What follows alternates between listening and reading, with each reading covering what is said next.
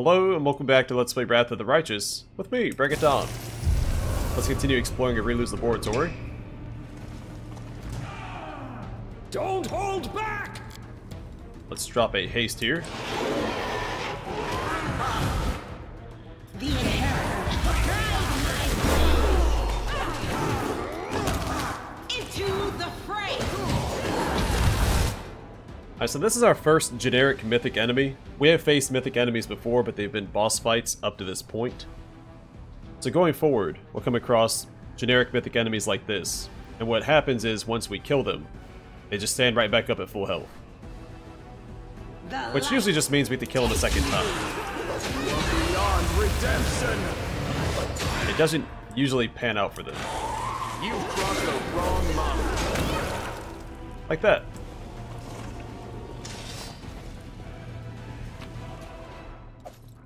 Alright, got one of my favorite armors in the game. White Dragon. This +4 White Dragonhide breastplate grants the wearer a cold aura and cold resistance 30. This breastplate can be worn by druids. Cold aura. All creatures within 5 feet of this creature take 2d6 points of cold damage at the beginning of its turn. That includes allies. But I must always have resist or protection from cold up, so it's inconsequential. It can also be used to proc certain effects that require you to either take elemental damage or deal elemental damage.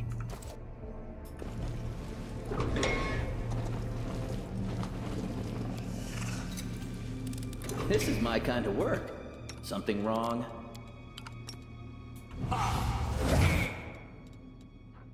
Let me help. We should move. The goddess protects us.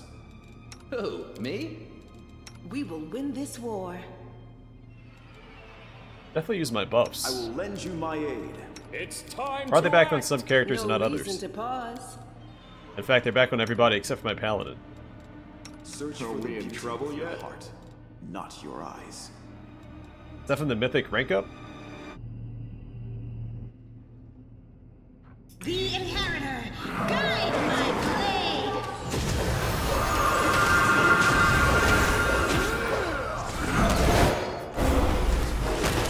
You won't survive me.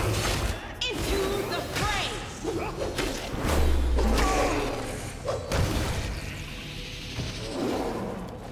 I'm gone.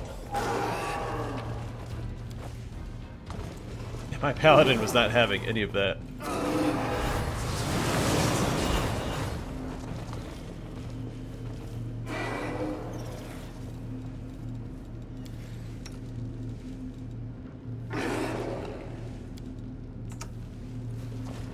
Yet another option. There's something here.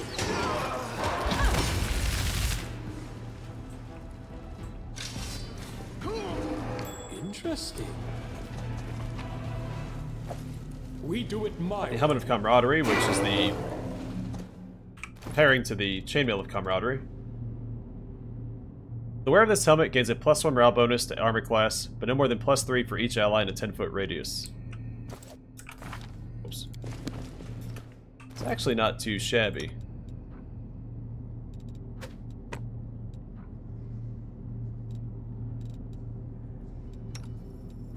And the bonus to initiative.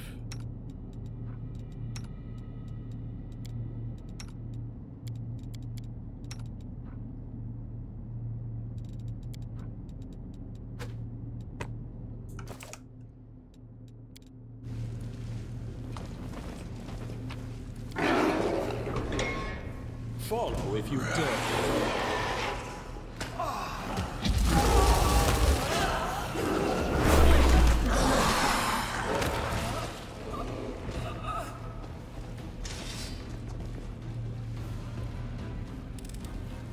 Pretty good, aren't I? My will is resolute.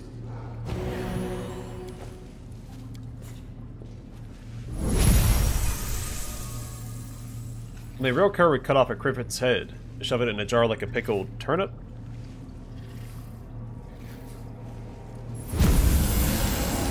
Neat, haven't seen that one either. This is my kind of work. The bodies in the murky liquid are likely remnants of unsuccessful experiments, or failed attempts to save them.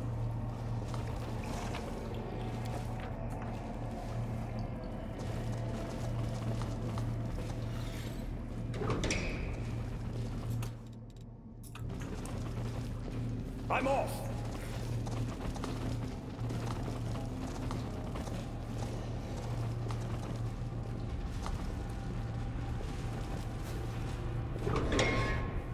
Can we retreat already?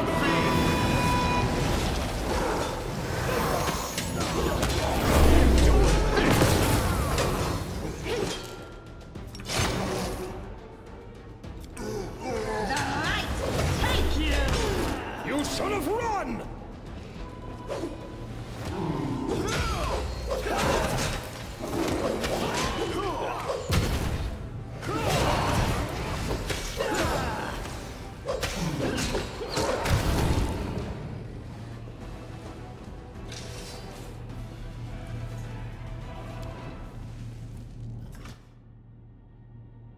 Everywhere there are signs of destruction, large and small.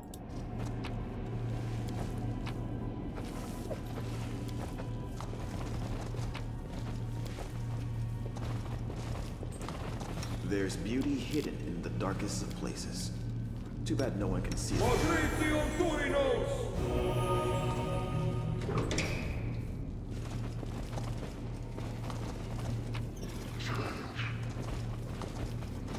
Then there's this guy. I do what I must. You look at the figure dressed in rags, and after some difficulty, you recognize that is an old mongrel. The few exposed areas of skin are covered in horrific burns. Grotesque, twitching appendages that look like a cross between tentacles and umbilical cords are latched onto him. He's also not even sitting in the chair. The mongrel gives a quiet groan. Who's there? It's been so long since I heard another living voice. We're on your side. Don't be afraid, old man. We're not going to hurt you. Who are you? I've been here so long, I don't remember my own name. I lived in the caves beneath Canabras, but I was drawn to the surface, so one day my friends and I decided to venture up there. I was the only one who made it all the way, but when I emerged, I was met by a pack of inquisitors. They thought I was a demon. Burn the demon. Death to demons. Fire. All I can remember is fire. How blind we are. We judge by appearance, and we do not even know what true beauty or true ugliness is. O Shaylin, why did you not grant us empathy and insight? Forgive me, stranger. You seem weak, and I do not know how to help you. I think your death is near. Would you like to unburden your soul before it is sent to Pharasma? I will hear your confession. I've been waiting for my death for a long time. I've made my last confession to these silent walls 1,000 times before, and I have nothing else to add now. But thank you for offering. Did Arilu do this to you? Arilu? Yes, I remember her. She took me from the pyre, what was left of me. She brought me here. She treated my wounds. She took my blood for her experiments on mutations. But she went away, and I've not seen her here in a long time. Lan, do you know him? Lan looks mournfully at his fellow mongrel. No. He's clearly well over 40 years old. I've only seen 3 or 4 mongrels as old as this before. I fear he's beyond helping Donald. He might not survive it if we free him. The young mongrel struggles to speak, his voice a low whisper. Better to die free, lad. Alright, free the mongrel from the appendages. Let me help you. Freed from the appendages, the mongrel slowly, very slowly rubs his hands. Then he raises his eyes to you. You, Crusader, did you never consider that some of those witches burned on the pyre were the real thing? Lord Baphomet, I offer up this worthy sacrifice to you. Did we find trouble? No. They did.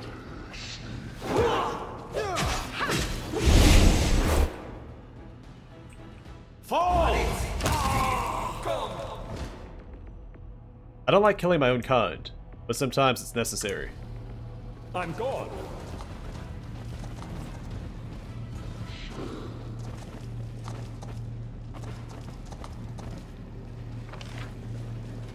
This should just be the way back. Then we can go free Targona.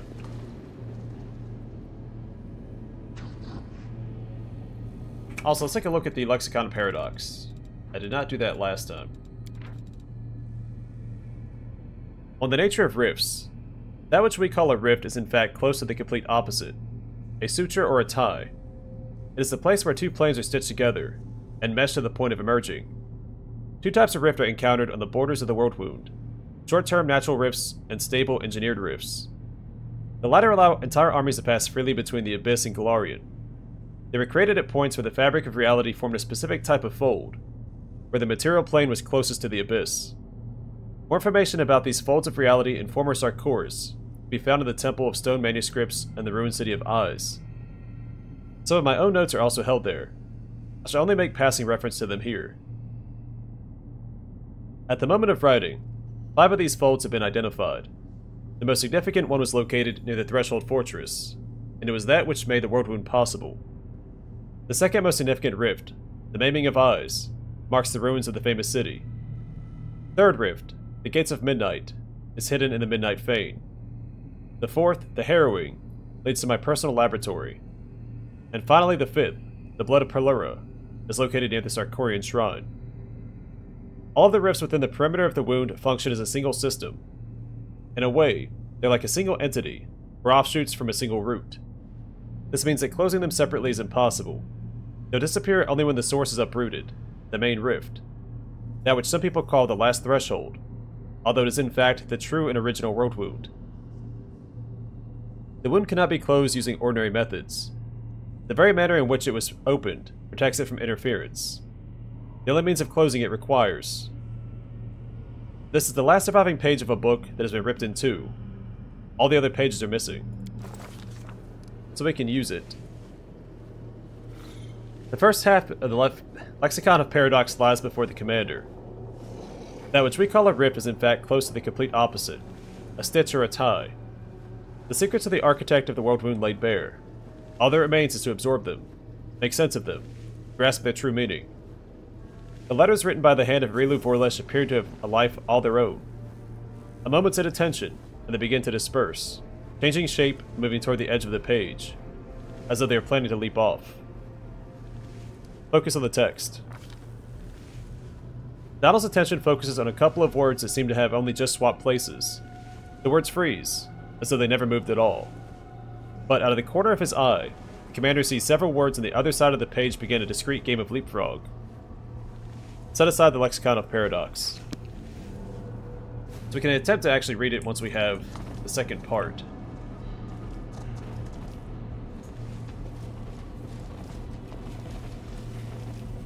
But it requires very high skill checks, unless you meet another requirement.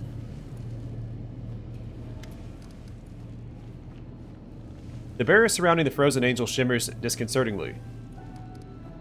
Examine the barrier. The barrier appears to have been created from the essence of the Abyss, and reinforced with spells repelling any living creature not of this dark plane. Destroy the barrier. You see a beautiful silver-haired woman, whose face displays unusual heavenly tranquility. Now you can get a good look at her wings. One looks strong and is covered in white feathers, just as you would expect of an angel. But the other wing looks like a framework of mismatched bones, the grimy purple substance stretched across instead of webbing, and it is covered in something akin to scabs or strange scales. The angel awakens, and unexpectedly inclines her head in greeting. I do not know who you are, stranger, but thank you for freeing me. I am Targona, blade of Iomede's heavenly host. My captivity, though I was ignorant of it, lasted so long.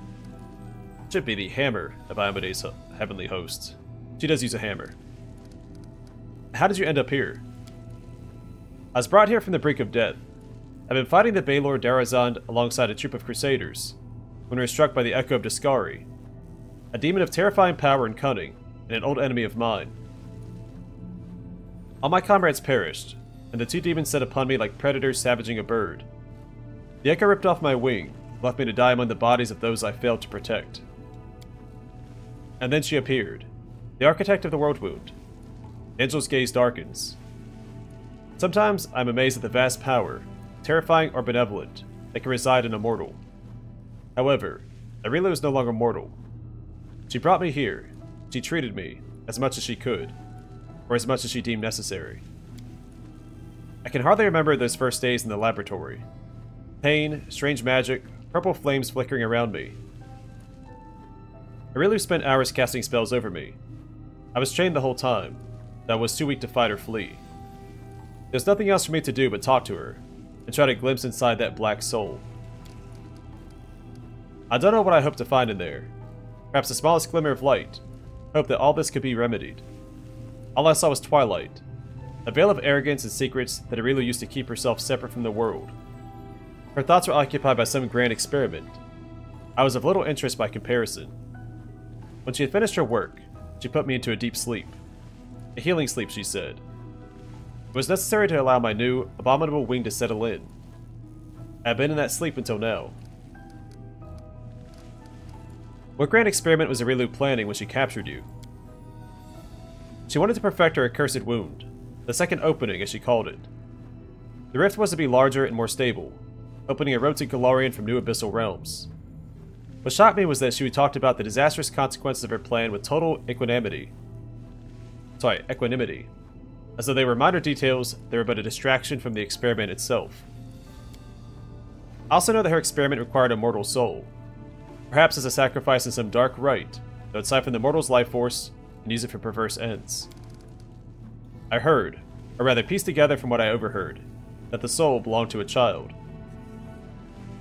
Arilu, like many demons and demonic spellcasters, has the ability to wrest souls from their bodies and contain them in special vessels. The vessel containing that soul was delivered to the laboratory soon after I was brought here. Arilu was unusually distressed that day. She talked to me more than usual. That's when I learned the details of her plan. I was aghast when I realized that she was discussing the soul of a child, a soul which she likely wished to sacrifice. I cannot describe the horror I felt. What's wrong with your wing? It is the work of Arilu. The wing is fully functional. Its creator isn't known as the architect for nothing. But it frightens me. There's more of the abyss in this wing than in the eyes of an enraged Balor. My lady, I am but a humble cleric, and it is likely beyond my powers to heal the heinous injury that was done to you. I cannot look at how they desecrated your perfect beauty and not say something. Please allow me to at least try to repair it. The angel only smiles sadly in response. You have a pure heart and good intentions, but what was done to me is beyond the power of even angels to undo. Finian's voice trembles. I'm sorry. I'm so sorry this happened to her. It's terrible. She should never have been... No living creature should ever be treated like that. Why didn't you get out of here, or summon the warriors of heaven to help you? Even the goddess cannot hear me within these walls. This place, it belongs to the abyss, not the material plane. I cannot call for help, only pray for a miracle. Perhaps your arrival is the answer to that prayer. Can you tell me anything about this place? I only know a little. I really once let it slip that this refuge is where she wrote the Lexicon of Paradox, the book of dark magic containing the secret to the world wound's creation. That means this place is older than the wound itself. Arilu must have created it, at least part of it, before her great atrocity. I was astonished at the strange way she seemed to speak of this laboratory. It was as if she despised this place, yet she tried not to show it. There was a moment when I wondered if this hatred was a sign of her contrition, but I was mistaken. Arilu Vorlesh is incapable of feeling contrite, even for a heartbeat. She's like a tempest, hurtling forward and sweeping aside everything in its path. I came here for you, Targoda. The Hand of the Inheritor and I were able to find you. The angel's eyes brighten. Then I have not been forgotten. I have so much I want to ask you, but that can wait. First, we must find a way out of this dungeon of grief. I have to go. I need to find a way to get out of here. May the power of heaven go with you. If only I could help, but my strength has been drained. The barrier surrounding the frozen angel shimmers disconcertingly. My prayers have been answered. They're looking for the way out. We've been waiting here for years, and we're still waiting. Indecipherable mumbling. So I think we actually have to activate that portal and come back and talk to her. I'm off.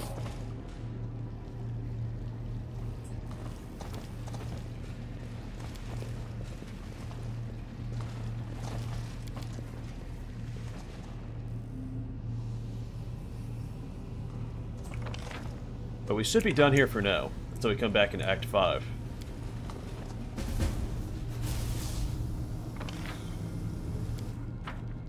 Let's go back and talk to Targona, let her know we found a way out.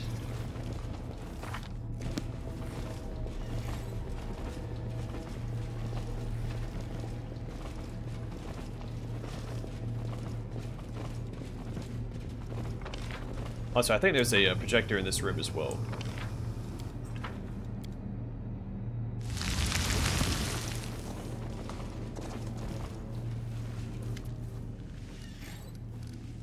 I unsealed the way out. You are free. Free. Let's leave here at once. May the light of Iomedae be with you. I can't believe I'm going to see the sky again. What time is it, I wonder? Morning? Afternoon? Evening? I'll find you, Donald. Thank you for giving me the sky back. Thank you for giving the sky back to me. Jeez. 20 years. My wife and son even recognize me. Are they still alive?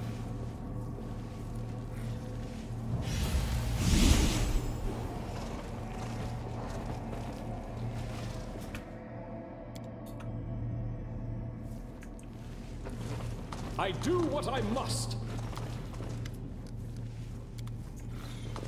So I'm pretty sure there's a projector in this room.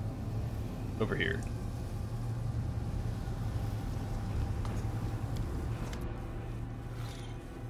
The strange device with a slot for a crystal awaits your next move. Let's get everybody in here first.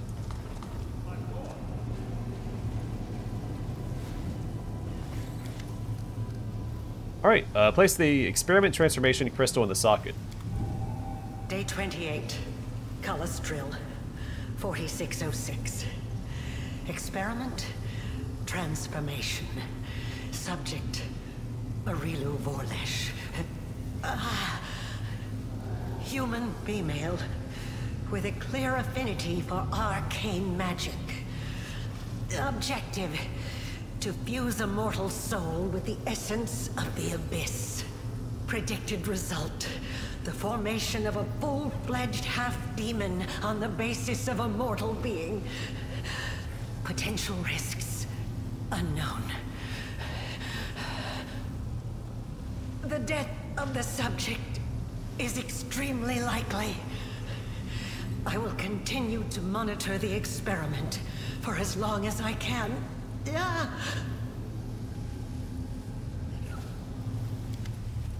Alright, place the experiment, the suture crystal in the socket. Day 20. Farast 4606. Experiment, the suture. Subject, former Dyrachne subjected to extreme exposure when passing through the world wound. As a result of this exposure, the demon was reborn as a Dretch. A unique event in demonology. The reborn demon also acquired serious malformations, which did not respond to standard treatment methods. Objective: to assess the threat to other demons to stabilize passage through the world wound. The survival of the subject is also desirable, for the purposes of further observation.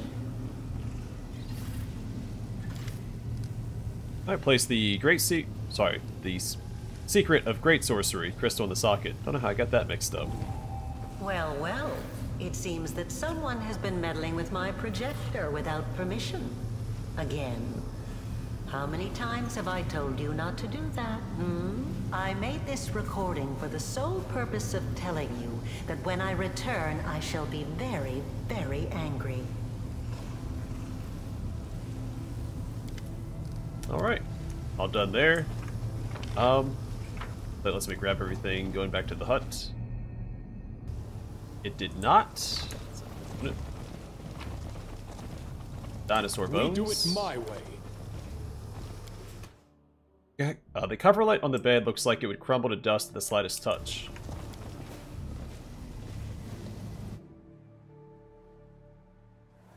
It's not letting me grab anything. Follow Alright. if you dare.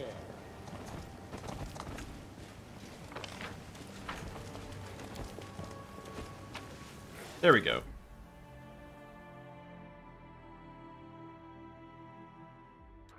I was getting a little nervous. I thought we'd have to run back and grab all the loot individually. Luckily not the case. Alright, I'm going to call it here. Next time we'll re-enter Dresden. We'll speak with the Hand of the Inheritor and possibly Targona if she's waiting for us. And then we're going to do housekeeping until we're done with all of the relics and whatnot. Then we'll head to the Ivory Sanctum. So next episode will probably be us just doing decrees until we run out of decrees to do. But for now, thanks for watching. I will see you guys in the next one.